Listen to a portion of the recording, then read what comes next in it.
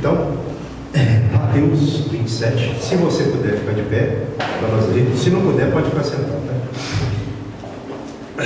Diz assim, Mateus 27, do 62 ao 66. Senhor, agora comendo a tua palavra, usa-me conforme a tua vontade, teu Santo Espírito, para que a igreja continue sendo edificada com a pregação oficial da noite, em nome de Jesus. Amém. Graças a Deus. 62 em diante. No dia seguinte, que é o dia depois da preparação, reuniram-se os principais sacerdotes e os fariseus, e dirigindo-se a Pilatos, disseram: Senhor, lembramos-nos de que aquele embusteiro, enquanto vivia, disse: depois de 3 dias ressuscitarei. Ordena, pois, que o sepulcro seja guardado com segurança até ao 3º dia, para não suceder que, vindo os discípulos, o roubem e depois digam ao povo: ressuscitou dos mortos, e será o último embuste pior que o primeiro.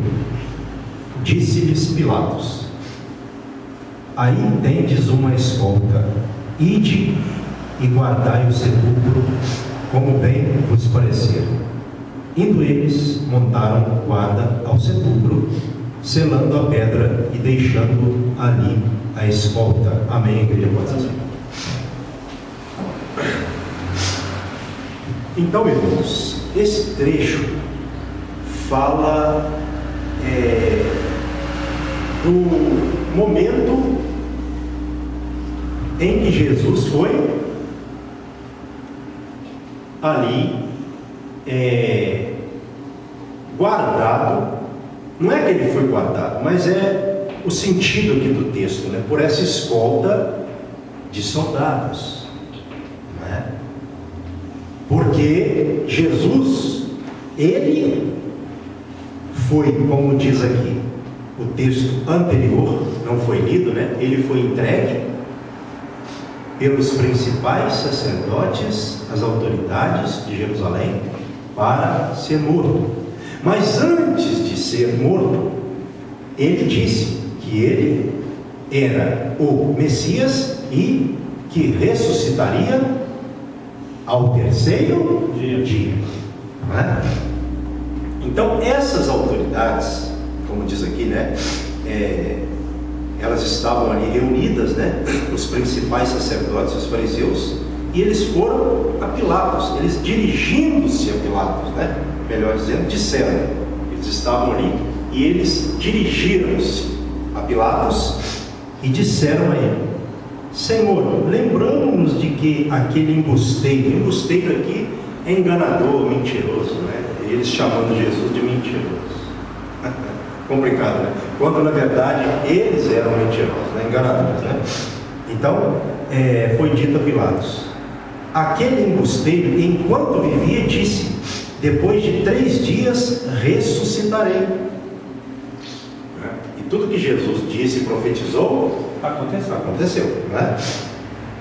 Olha só o que eles disseram para Pilatos, verso 64: ordena, pois, que o sepulcro seja guardado com segurança até o 3º dia, para não suceder que, vindo os discípulos, roubem, né, o corpo ali, e depois digam ao povo que ele ressuscitou dos mortos, e será o último embuste pior que o primeiro, e será o último engano pior que o primeiro.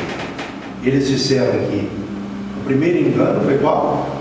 Jesus perdido ser o Messias, e na verdade ele era, não era engano, né? E o segundo, que ele ressuscitaria. Então, irmãos, a gente observa que o diabo, ele sempre usou pessoas, e aqui ele usou pessoas do meio religioso, como tem usado hoje. Exatamente. Então, quem que persegue os cristãos, vou dizer assim, verdadeiros, no sentido dos que se esforçam para ser verdadeiros? Quem que persegue os cristãos? Satanás. Exatamente. Satanás usa os do próprio meio religioso. É por isso que nós temos muitas dificuldades para estar nos unindo às pessoas que dizem ser religiosas, todas elas, né?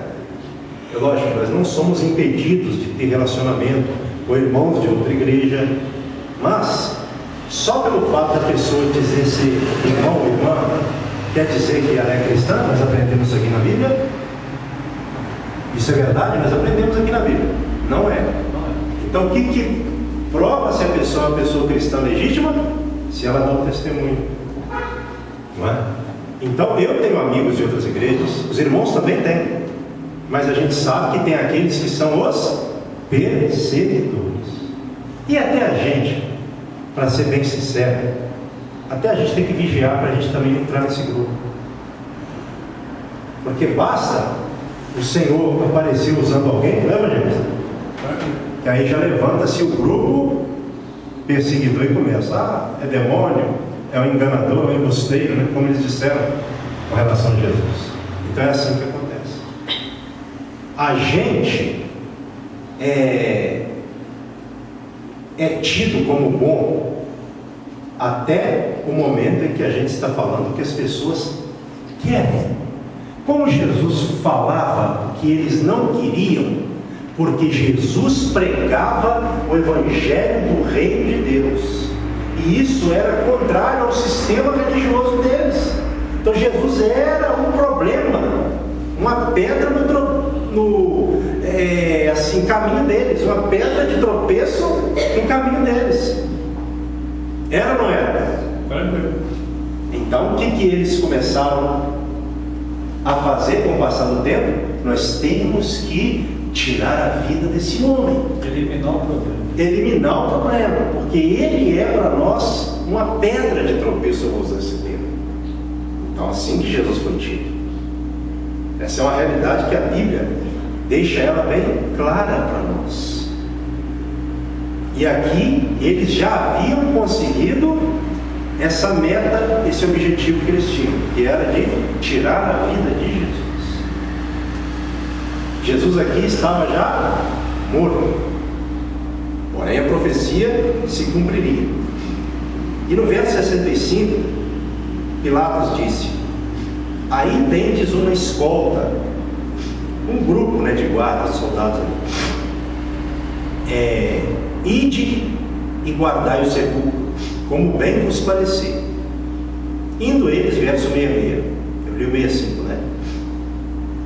Indo eles, montaram guarda ao sepulcro, sendo a pedra, selando, melhor dizendo, a pedra e deixando ali a escolta. Ou seja, foi fechado o túmulo de Jesus e eles deixaram ali aquele grupo de guardas vigiando, para que, como eles disseram, os discípulos não viessem e roubassem ali o corpo de Jesus. O que na verdade não aconteceria. A profecia seria cumprida cabalmente pelo próprio Pai, que ressuscitou Jesus Cristo dentre os mortos, ao terceiro dia, como Jesus profetizou. Então, isso é algo que acontece. O que eu quero chamar a atenção da igreja aqui para um ponto que Deus colocou no meu coração? A gente tem que ter cuidado, porque infelizmente até no meio cristão tem muita gente incrédula. Acontece uma coisa, isso aí é arrumação deles, isso é mentira, esse milagre é forjado. Eu sei que acontece mentira no nosso meio, óbvio, né? Nem todo milagre que as pessoas dizem ser milagre, realmente, é um milagre. Porém, nós sabemos que Deus faz milagres. O mais importante é a pessoa saber, a pessoa conhecer, ter experiência com Deus. Porque ela não vai viver de história das outras pessoas. Porque quando a pessoa entrega a sua vida a Jesus, Ele mesmo faz com que ela construa a sua história. Amém. Então hoje, por exemplo, para nós, não adianta alguém chegar e falar que algo, uma manifestação de Deus não é. Nós que temos uma certa experiência e estamos no caminho do aprendizado, nós vamos aprender até morrer. Adianta alguém tentar invalidar uma obra de Deus na nossa vida? É aqui que está a questão. Esses homens, eles viviam no campo da armação, da corrupção religiosa. E é assim. O mundo hoje, a gente não tem às vezes uma ideia, o mundo religioso hoje, grande parte do mundo religioso hoje, vive debaixo da mesma corrupção que viviam essas autoridades, que usavam o templo, usavam o sistema religioso para o benefício próprio. Isso nunca deixou de existir na Terra, infelizmente, né? É por isso que tem gente que não entende, né? Fica assim sem entender. Poxa, aquele camarada está lá na igreja e tudo, mas a gente sabe que ele é uma pessoa complicada. Será que Deus usa ele assim mesmo? Então tem muita gente que não conhece a palavra, fica sem entender. Porque o que vai fazer a gente entender o que é certo e o que é errado? Para a gente não ficar no campo da especulação ou do eu acho isso ou aquilo. É o conhecimento da palavra. Quando você tem o acesso à palavra, começa a conhecer a palavra, aí você vai discernindo. À medida em que você vai conhecendo, você vai lendo, você vai se deparando, vai vendo os fatos que ocorrem, né? E você vai entendendo. O próprio Espírito Santo, ele faz com que você entenda o que é de Deus e o que não é. E aqui não tem nada a ver com ser formado, ter que ter um QI religioso, uma formação teológica, não. É ler a Bíblia com atenção, né, evangelista? E pronto. Os melhores pregadores foram formados assim, lendo a Bíblia e começando simplesmente na pregação da palavra. Eu faço sempre, pastor, quando abro, antes de abrir a minha Bíblia, eu faço uma oração, para que essa visão turva, porque está registrado em nosso corpo o DNA do pecado. Amém. Em cada célula, a gente já nasce pecador. Uma criança recém-nascida não cometeu nenhum pecado, mas já nasce pecador. Do pecado original da Daniel.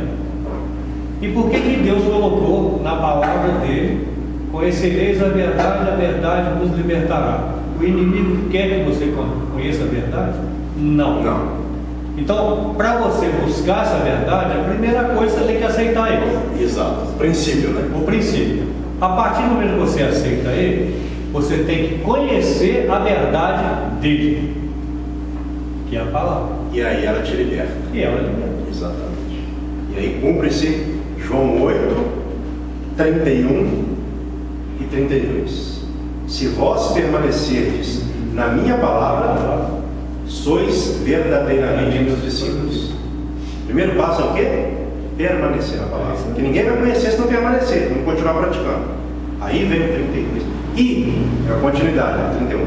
Conhecereis a verdade e a verdade vos libertará. A primeira coisa é permanecer na palavra. Entender que a palavra é a palavra de Deus. Depois, praticar, conhecer, e a libertação é uma consequência desse ato. Certo? No próprio texto que Jesus disse isso lá em João 8, ele falou para discípulos que seguiram ele por um momento, depois abandonaram. Né? É o que acontece. Os 10 leprosos só voltou. Exatamente, somente um para agradecer. Então, irmãos, o sistema religioso, ele atrapalha muito quem quer fazer a obra, porque ele é uma oposição. E assim foi com Jesus, até que eles tirassem ali, foram tirar a vida de Jesus, mas isso tudo tinha que acontecer para que se cumprisse a palavra. Então esse é um fato, não é? Eles não fizeram nada além do que Deus permitiu. Eles cumpriram a Escritura, que estava escrito acerca de Jesus, não é? E eles achando que estavam, não é? Ali, como é que eu vou usar um termo aqui? Abafando, né? Estavam ali, né? Por cima, quando na verdade eles estavam caminhando em uma condenação eterna. Mas o fato aqui é que isso aconteceu. Porém, acompanhe comigo se você puder, 28 agora, capítulo 28. No findar do sábado, ao entrar no primeiro dia da semana, Maria Madalena e a outra Maria foram ver o sepulcro. E eis que houve um grande terremoto, porque um anjo do Senhor desceu do céu, chegou, se removeu a pedra e assentou-se sobre ela. O seu aspecto, verso 3, era como um relâmpago, e a sua veste alva como a neve. 4. E os guardas tremeram, espavoridos, e ficaram como se estivessem mortos. Mas o anjo, dirigindo-se às mulheres, disse: não temais, porque sei que buscais Jesus, que foi crucificado. Ele não está aqui, ressuscitou, como tinha dito. Vinde ver onde ele jazia. E depois, depressa, e dizei aos discípulos que ele ressuscitou dos mortos, e vai adiante de vós para Galiléia. Ali o vereis. É como vos digo. E retirando-se, verso 8, elas apressadamente do sepulcro, tomadas de medo e grande alegria, correram a anunciá-lo aos discípulos. E eis que Jesus veio ao encontro delas e disse: salve. E elas, aproximando-se, abraçaram-lhe os pés e o adoraram. Então Jesus disse: não temais, ide avisar a meus irmãos que se dirijam a Galiléia e lá me verão. Então adiantou, olha só, os guardas que estavam lá, eles viram a manifestação do anjo e o grande poder que se manifestou ali. O que eles fizeram? Tremeram de medo e fingiram que estavam dormindo. Quem é bobo de se meter com a manifestação do Senhor? Então eles ficaram atemorizados. Vamos fingir que estamos dormindo aqui. E será que o anjo não sabia? Lógico que ele sabia. Mas o Senhor não perde tempo com ímpio, com pessoa. Eu não sei se esses guardas se converteram depois, talvez, né? Não sei. Né? Talvez sim, talvez não, porque eles aceitaram o suborno. E aí eles foram contar isso para as autoridades. O que tinha acontecido? Porque o que elas disseram no princípio do texto? Coloca lá uma escola para não acontecer dos discípulos dele irem lá, tomarem o corpo, não é? E dizerem que ele ressuscitou. Visão humana, né? Irmãos, ninguém pode deter certas coisas de Deus. Não adianta. Polícia, força, política. Tem coisas de Deus que vão acontecer, querendo as pessoas ou não. Porque Deus não depende de ninguém para fazer o que Ele quer. Ele é Deus, Ele é o Senhor. Então o que eu vejo aqui é que as autoridades, ouvindo isso, como elas já estavam movidas, ou elas viviam numa grande corrupção, não é? Qual foi o conselho que elas deram aos guardas? Quando eles falaram àquelas autoridades a verdade do fato, olha só, verso 12, acompanhe comigo. Reunindo-se eles em conselho com os anciãos, deram grande soma de dinheiro aos soldados, recomendando-lhes que dissessem: vieram de noite os discípulos dele e o roubaram enquanto dormíamos. Olha só que situação. Em certas ocasiões, o que acontecia com alguém que estava vigiando, por exemplo, um preso? Se o preso escapasse, qual que era a pena romana no caso? Morte. A morte para o carcereiro, quem estivesse ali vigiando um preso. Nesse caso do corpo, não sei, talvez, não é?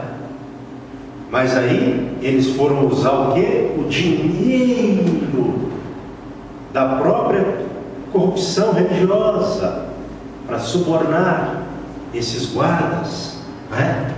E aí eles disseram: caso isto chegue, verso 14, ao conhecimento do governador, nós o persuadiremos e vos poremos em segurança.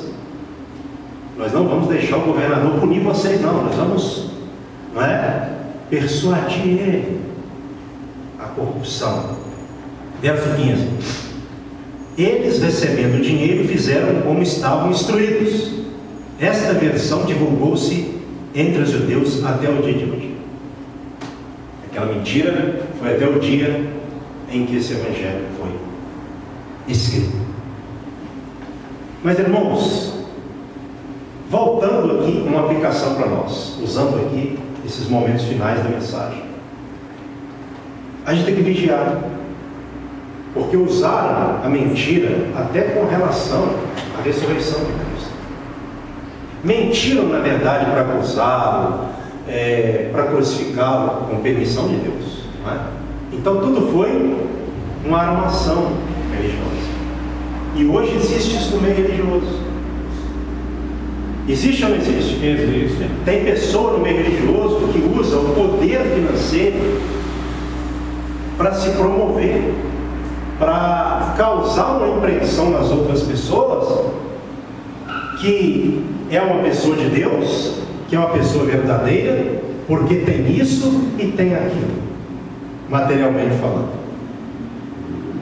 Quando na verdade Jesus, ele não usou nada do sistema religioso de sua época, porque Jesus Cristo, ele era a própria verdadeira religião. Ele não precisava de mão religiosa, de braço corruptivo religioso sistemático, não. É a mesma coisa para nós. Nós temos que viver como nós temos aprendido a viver, pela fé, é crendo, porque Jesus Cristo, ele realmente morreu, como acerca dele estava escrito na palavra, e ele sabia que ele havia vindo para a hora da crucificação. Por isso que ele, embora angustiado, suportou, porque ele sabia que a glória, ela se manifestaria na sequência. Porém a angústia ele sofreu, perseguição até o final, praticamente nós podemos dizer desde o seu nascimento até o final, até depois de morto. Até depois de morto, ele foi ali, vamos dizer, uma pessoa alvo de perseguição. Mas na verdade, Jesus realmente, como disse o evangelista, ele morreu fisicamente e ressuscitou fisicamente. Amém. Como ele disse. E para essas pessoas, não é? Jesus agora acabou. Desça-te da cruz e creremos que tu és o Filho de Deus. E quanta zombaria e quanta gargalhada do inferno deram ali com relação a tudo que Jesus passou.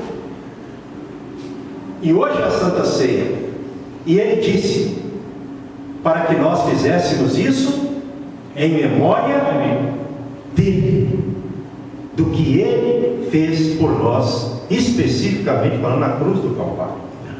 Amém. Então esse é um dia muito especial para nós e fundamental, necessário, porque até com relação à sua ressurreição tentaram, não é, mentir, invalidá-la. O embusteiro, o que dizia ser o Messias, o que dizia que ressuscitaria. Eu fico imaginando quando Jesus morreu, aquelas manifestações que aconteceram ali em Jerusalém, não é? Porque Jesus, ele foi crucificado onde? No Gólgota, né? Gólgota. No Gólgota. O Gólgota ficava dentro da cidade ou fora? Fora. Exatamente. Mas houve uma manifestação ali de modo que toda Jerusalém viu aquilo. A Bíblia fala que mortos ressuscitaram. Quantas manifestações! O céu se escureceu o dia, sinais divinos, celestes, de que realmente Jesus Cristo era o Filho de Deus. Tentaram de tudo, mas esse evento da ressurreição de Jesus ninguém poderia invalidar. Por quê? Porque era profecia. Deus usou até o diabo. Usou, exatamente. Até o diabo foi um instrumento de Deus ali, no sentido de permissão de Deus. O diabo usou muitas autoridades, como ele usa até hoje, porque ele sabe que ele ainda está no tempo dele, e o tempo dele está acabando. O que ele faz? Ele tenta de toda maneira. Ele levanta para cair. Isso, ele se levanta contra o servo de Deus, dizendo: esse aí é mais um mentiroso, enganador. Olha só da onde que ele veio. A gente deve se lembrar de uma coisa: quando Jesus ele se revelou aos discípulos, e Filipe, me parece, né, que foi até Natanael, e quando Filipe disse para Natanael que ele era de Nazaré, era isso? Era de Nazaré? Era, né? Não estou bem lembrado, parece que sim. Eu creio que sim.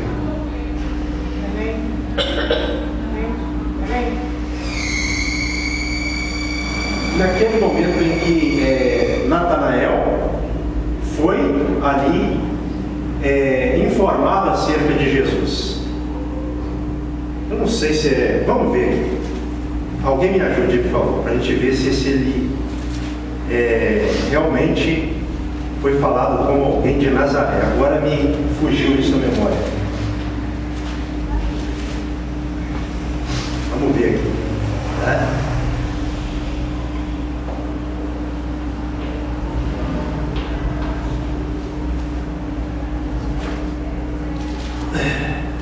João 1,45, pode ir para lá, é lá mesmo. Vamos ver.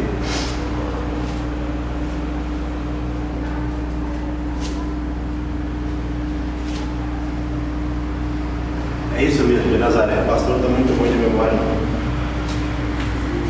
Então, o que Natanael falou? Pode vir alguma coisa boa de Nazaré? O que Filipe disse para ele? Vem e vê. Não é? Muitas vezes as pessoas julgam a pessoa pelo lugar de onde ela veio, não é? Porque as pessoas elas são formadas assim, né?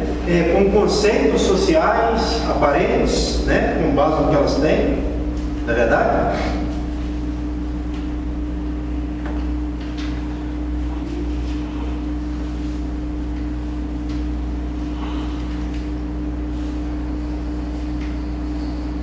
Então, voltando para o texto, o que ele falou para Natanael? Quando Natanael, até com certo preconceito, né? Pode vir alguma coisa boa de Nazaré? Natanael, vem ver. Aí Jesus vai e se revela a Natanael. Isso é maravilhoso. Isso eu quero passar para os irmãos aqui, porque é um ensinamento muito forte para nós, com relação ao preconceito, não é? E o pré-julgamento, ou a pré-avaliação errada carnal. Aí no versículo de número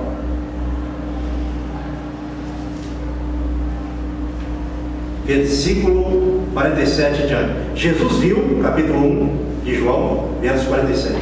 Natanael aproximando-se e disse a seu respeito: eis um verdadeiro israelita, em quem não há dolo. Perguntou-lhe Natanael: de onde me conheces? Respondeu-lhe Jesus: antes de Filipe te chamar, eu te vi quando estavas debaixo da figueira. Então exclamou Natanael: mestre, tu és o Filho de Deus, tu és o Rei de Israel. Amém. E Natanael viu. Opa! Quer dizer, então a gente não pode julgar porque a gente vê assim precipitadamente. É lógico que nós sabemos, a pessoa é conhecida pelo que ela faz, porém tem que vigiar. Então, Jesus, ele foi perseguido, foi humilhado, maltratado, foi crucificado, e eles acharam que tinham dado cabo da vida de Jesus. Na verdade, eles estavam apenas o quê? Cumprindo a palavra acerca de Jesus. Por quê? Porque o nosso Cristo, ele veio, morreu por nós e ressuscitou. E nós sabemos que ele já subiu ao céus. E ele disse uma coisa maravilhosíssima, né? Aqui no versículo 18, a gente sempre fala assim na igreja: Aproximando-se, falou-lhes, dizendo: toda a autoridade me foi dada no céu e na terra. Ide, portanto, fazei discípulos de todas as nações, batizando-os em nome do Pai, do Filho e do Espírito Santo, ensinando-os a guardar todas as coisas que vos tenho ordenado. E eis que estou convosco todos os dias até a consumação do século. Então, Ele nos deu uma ordem que foi de dar testemunho, fazer discípulos de todas as nações. E como se faz discípulos? Pregando sobre Jesus. Amém. Pregando sobre esse que suportou a perseguição, a aflição, a humilhação, porque ele sabia que aquilo ali ia passar e logo na sequência ele ia ressuscitar de uma forma gloriosa e ainda ficaria por um tempo na terra até subir aos céus e de lá esperar a ordem do Pai. Eu sempre falo isso, de vir buscar a igreja, mas até que ele venha, não é? Porque ainda ele não veio, nós temos que cumprir a missão que ele nos deixou. Amém. Porque nós não estamos fazendo propaganda política, nós não estamos pregando sobre um homem qualquer, um homem natural, humano, porque Jesus, ele não era um homem natural somente. Nem vou dizer que ele era homem natural, ele era um homem no sentido físico, mas ele era, como continua sendo e sempre foi, Deus. Então, quando a gente prega sobre Jesus Cristo, a gente está pregando para a pessoa não uma esperança aqui nesta terra apenas, de uma solução de um problema da pessoa aqui nesta terra. A gente está pregando para a pessoa sobre aquele que, se ela abrir o coração, ele entra na vida dela, como o irmão pregou aqui, e concede para ela a vida eterna. E tem todos aqueles que estão na presença do Senhor. É por isso que a gente tem conhecimento. O irmão falou aqui, ele fez um propósito com Deus com relação à filha dele, de pregar a palavra, porque ele sabe que é essa palavra da vida, e que se a pessoa soltar a palavra, ela não está aceitando um discurso de um pregador qualquer, não. Ela está aceitando o próprio Deus na vida dela, porque Jesus Cristo, hoje, Ele é Deus testificado na pessoa do Espírito Santo no coração daquele que crê para a vida eterna. Amém. É por isso que a gente tem que pregar. Tem pessoa que fala assim: ah, irmão, tem pessoa que não gosta que a gente faz apelo. Não estou falando que a pessoa, se ela pregar e não fizer o apelo, está errado, não. Cada um tem um jeito, né? Mas ela pregou, a pessoa até. Mas é importante também a gente falar sobre a pessoa aceitar.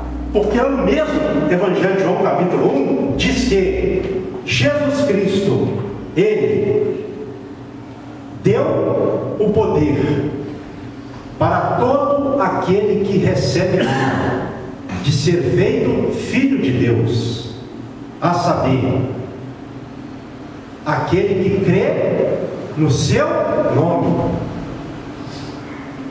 aquele que não nasceu da vontade da carne, não nasceu da vontade do homem, como está aqui, os quais não nasceram do sangue, nem da vontade da carne, nem da vontade do homem, mas da vontade de Deus. Amém. Porque o que é nascer da vontade de Deus? Nascer de novo. Não basta a pessoa vir ao mundo por um nascimento normal, basta. A pessoa tem que nascer de novo. Isso é bíblico. Jesus não pregou isso, por exemplo, para Nicodemos. Nicodemos à noite foi ter com Jesus, estava preocupado, né? Queria ter um diálogo com Jesus.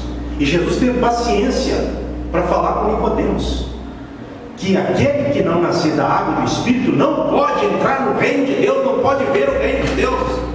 Ou seja, a pessoa tem que nascer da água e do Espírito, tem que se converter, tem que aceitar Jesus, tem que se batizar, mas crendo, não é só batizar como se fosse uma coisa qualquer, não. Se a pessoa fizer isso crendo, ela passa a ser essa pessoa herdeira do reino de Deus. Amém.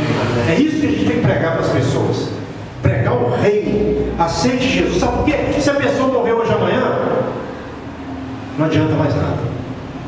Se aceitou Jesus, amém. Se não aceitou, acabou a vida dela, não vai ter, porque ela vai para a eternidade sem Jesus. Por isso que a gente tem que, assim, fazer tudo na nossa vida, mas sempre tentando falar com as pessoas sobre Jesus, a importância de aceitar Jesus. Não é somente a pessoa levantar a mão e aceitar Jesus, não. Quando ela levanta a mão e aceita Jesus, ela está aceitando aquele que dá a verdadeira vida, aquele que tira da pessoa, de sobre a vida da pessoa, a opressão de Satanás, a opressão do mal, o governo das trevas, e coloca a luz, que é o próprio Cristo, Ele próprio na vida da pessoa. A pessoa sai das trevas e vai para a luz, que é Jesus no coração da pessoa. Amém. É isso. Essa é a verdade. A pessoa morre de acordo com a Bíblia.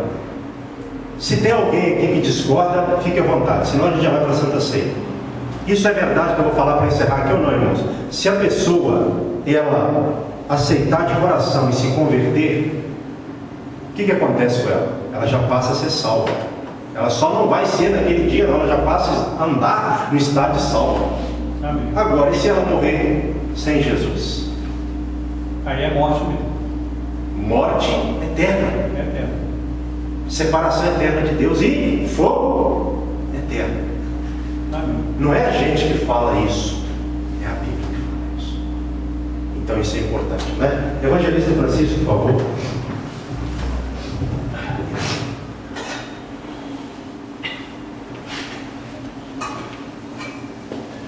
Fazer uma oração, não é? O evangelista Francisco, ele vai estar consagrando esses elementos na oração, não é, da consagração que a gente faz agora. Por que, irmãos, que tem que consagrar esses elementos? Porque a partir do momento que esses elementos forem consagrados, passam a ser o quê? O corpo de Cristo, o pão, simbolicamente, e o vinho simboliza o sangue de Cristo espiritualmente. Nós estamos bebendo o que para nós? Vida espiritual. Não é apenas um pedaço de pão com uma taça de vinho, ou um cálicezinho de vinho, não. Isso aqui é simbolicamente e espiritualmente, verdadeiramente, o corpo de Cristo e o sangue dele.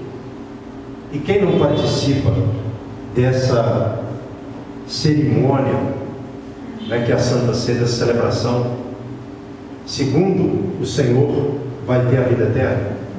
Quem não comer do meu pão e não beber, comer do meu corpo, ele disse, né, melhor dizendo, e não beber do meu sangue, vai ter parte com ele? Não. Olha para nós, Paulo. Amém. Senhor meu Deus e meu Pai, estamos aqui na Tua presença. Pai, que esse pão que foi colhido por mãos humanas, o trigo foi amassado e foi transformado em pão. Esse suco de uva também foi colhido e ele com mãos humanas e foi transformado em suco. Mas a partir do momento da punção, Pai, ele se torna o corpo e o Teu sangue.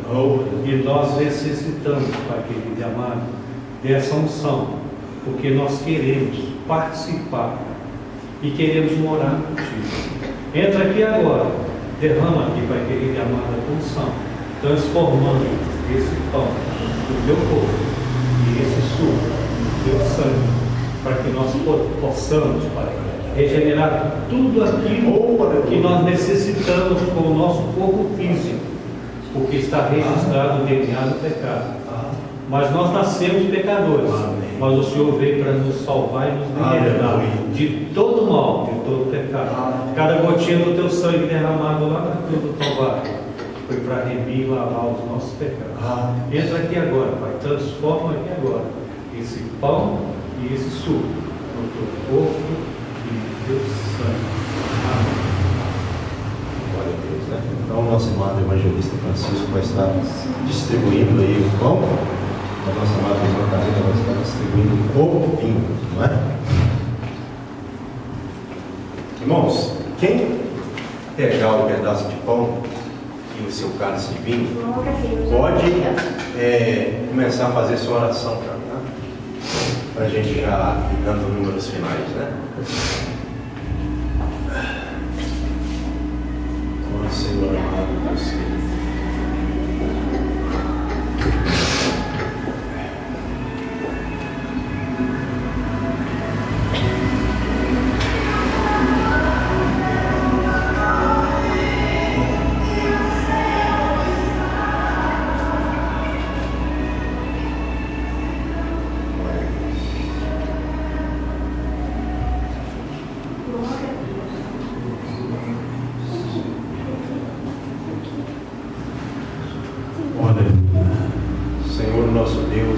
eterno Pai, estamos nós aqui agora para o momento da reflexão da oração. Senhor, nós te agradecemos por participarmos mais uma vez da Santa Ceia, porque temos que fazer isso em memória de Cristo até que Ele venha, como Ele disse, Paulo disse isso aos Coríntios, e são palavras de Cristo também. Ó Deus e Pai, neste momento que o Senhor venha perdoar-nos os nossos pecados, por pensamentos, palavras, obras que não agradaram ao Senhor. É por isso que todo mês, ó Pai, nós ceiamos, porque nós cometemos pecado todo dia. Todo dia nós pecamos, não porque nós queremos pecar, mas por causa da nossa natureza pecaminosa. Isso não quer dizer que nós temos que viver pecando, mas quando nós pecamos, o que nós aprendemos aqui na igreja com a tua palavra, meu Pai, nós pedimos perdão pelo Espírito Santo e lutamos contra a nossa natureza carnal, pecaminosa, que tenta nos levar, meu Pai, ao afastamento do Senhor por meio do pecado. Então, Senhor, que nenhum pecado fique entre nós e o Senhor, para que o inimigo possa não estar nos acusando diante do Senhor, Ele que é o acusador das nossas almas, porque pela purificação do sangue de Cristo, meu Pai, nós somos purificados, lavados e remidos pelo sangue do Cordeiro, para que o inimigo não tenha legalidade sobre a nossa vida. Ó Deus e Pai, nós cremos assim, aprendemos assim pela Tua palavra. Então, ó Deus e Pai, perdoa-nos de todos os nossos pecados. Que, meu Pai, ao nós acabarmos esta oração e comermos do pão e bebermos do cálice, ó Pai, que nós estejamos alvos como a neve. Cada um, meu Pai, possa estar alvo como a neve. Senhor, porque é obra do Senhor, não é obra nossa, nós não podemos fazer isso, mas Cristo em nós faz isso, na pessoa do Espírito Santo, Senhor, que é o Senhor também em nós. Assim que nós pedimos-te perdão de todos os nossos pecados, ó Pai, antes de nós comermos o pão e bebermos o cálice, em nome do Teu Filho amado, Jesus Cristo. Amém. E graças a Deus. Quem orou com fé, erga um pouquinho o seu pão assim e diga a Deus: Pai, eu te agradeço pelo Senhor ter enviado o Teu Filho para verter o seu sangue na cruz do Calvário para a purificação dos nossos pecados, em nome de Jesus, ou melhor dizendo, para o sofrimento, porque Ele entregou o seu corpo para quê? Para o sofrimento, e por meio do qual nós temos acesso ao Senhor. Quem orou com fé como do pão simboliza o corpo de Cristo em nome de Jesus.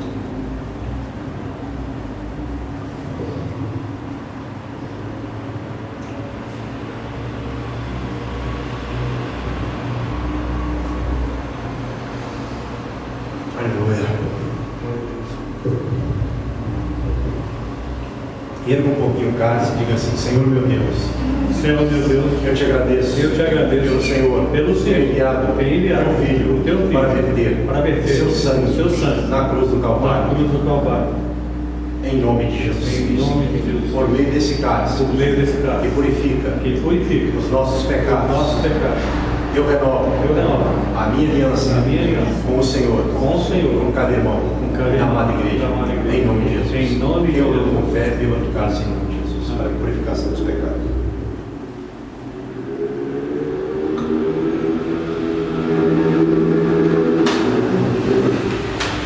Glória a Deus, aleluia. Faça assim com as mãos em forma de receber. Pai, a todos presentes e ausentes, eu os abençoo com Teu amor, com a graça do Filho e com a sua doce consolação do Divino Espírito Santo. E a todos, ó Pai, no final de domingo, consolado, animado e encorajado, para que nós, ó Pai, nessa mesma, meu Pai, condição espiritual de ânimo, coragem, comecemos a semana prática amanhã, com o consolo do Divino Espírito Santo, em nome de Jesus, amém. E que as palmas não vai embora, o Senhor para o irmão que está do seu lado, para terminarmos o culto em comunhão. Deus te abençoe em nome de Jesus, amém?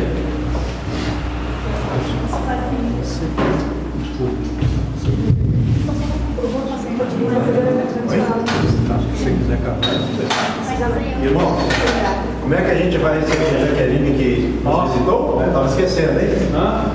Seja bem-vinda em nome de Jesus. Volte sempre. Esta igreja ama você. Uma pergunta somente, na presença dos irmãos. Porque eu não sei da vida de Jaqueline, dessa área da vida dela, eu não sei. Apesar dela ser irmã da carne, a gente tem pouco contato nessa, né? A gente nunca teve aquele contato aproximado. É coisa da vida, né? Não é nada pessoal contra ela, até eu acho ela uma pessoa bacana, eu gosto dela, daquele carinho. É por questões da vida, porque a gente tem parentes que às vezes vivem mais afastados da gente do que às vezes pessoas da sociedade, né? Mas Jaqueline, você já aceitou Jesus como Senhor e Salvador de sua vida? Assim, o que é aceitar Jesus? É a pessoa, ao ter ouvido a mensagem, o Espírito Santo fala ao coração da pessoa. Porque isso é só ele que pode falar, homem nenhum pode fazer isso. A gente prega, a gente dá o testemunho, mas quem convence a pessoa do pecado, da justiça e do juízo é o Espírito Santo. Então eu não sei se você já aceitou Jesus como Senhor e Salvador da sua vida. Você já aceitou? Você já fez esse compromisso assim, de aceitar Ele e depois logo aceitar, para que esse aceitar possa valer? A pessoa também tem que começar a aprender ali os princípios da fé para batizar e depois, né, participar da igreja normal, né? O que acontece introdutoriamente, normalmente. Você já fez isso? E então, uma pergunta que a gente tem que fazer, né? Porque isso que eu queria falar. Eu senti a presença do Espírito Santo. E tem algo que Deus agrada. Deus agrada o teu coração. Você é uma pessoa boa e Deus quer você para Ele. Tá? É isso que eu queria te falar. Desde a hora que eu te vi, o seu semblante, essa coisa boa e bela que você tem. Você lembra do poder do mar? Quando Deus transformou, Jesus transformou a água em vinho? Foi o primeiro milagre. E Deus quer fazer com cada um de nós. Porque Ele tem sonhos, né? Cada um tem sonhos, né? E quando você exercita a tua fé nele, tirando toda a dúvida do teu coração, mas para que esse milagre aconteça na tua vida, como tem acontecido na minha, a primeira coisa, você tem que aceitar Ele. E eu digo sempre, quem é filho tem um pai. E quem tem pai tem herança.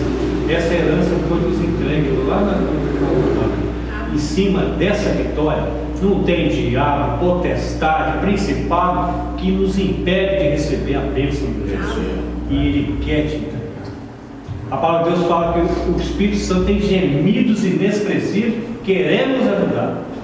Não impeça o trabalhar de Deus na sua vida. Amém? Era isso que eu queria falar contigo. Então, olha aqui, essa decisão, a gente pergunta porque a gente tem que perguntar, a gente da igreja. Essa é a nossa função. Isso não é pressão, ninguém é obrigado a fazer nada. É coisa que a gente faz, os irmãos já viram aqui, né? Eu faço isso com relação a toda pessoa que eu não conheço essa área da vida da pessoa, que eu não conheço essa área da sua vida. Uma vez que você morava fora e tal. Então, você quer aceitar Jesus como Senhor e Salvador da sua vida? Amém. Então, dirija-se, nós vamos fazer uma oração aqui à frente aqui. Pedir a igreja só, vou demorar um pouco, tá? Eu estava me esquecendo desse ponto. Para Jesus você demora um tempo com você. Estava esquecendo assim, né? Ó, só você, a igreja vai estar orando, faz assim. Aí você pode repetir essas palavras comigo, porque é a oração que a pessoa faz na introdução da fé, tá bom? Diga assim, irmã Jaqueline: Senhor meu Deus, eu creio que o Senhor ressuscitou Jesus Cristo dentre os mortos para salvar a minha vida, para ser meu Senhor e Salvador. Arrependida estou dos meus pecados, e ao ter ouvido a pregação, o Espírito Santo falou ao meu coração, e eu entrego a minha vida ao Senhor. Pai, escreve o meu nome no livro da vida, em nome de Jesus. Amém. E graças a Deus. Glória a Deus.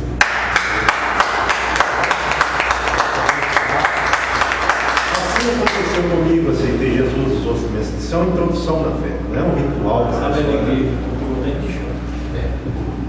E quando eu cheguei aqui, o Espírito Santo não. E ele nem sabia que você vinha aqui nenhum. Então, ninguém faz nada assim, né? Não é aquele negócio, né? Falar na amor, não, ouvir. É um sem ouvir. Tá bom, você vai ser escalado. Deus abençoe, em nome de Jesus, fica à vontade, tá bom? Precisando da gente aqui, da comunidade, no que a gente puder, a gente está precisando, tá bom? Eu tenho certeza que vamos falar.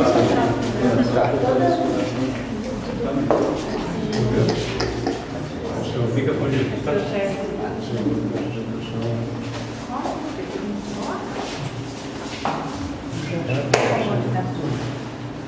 Aí nós vamos fazer o seguinte.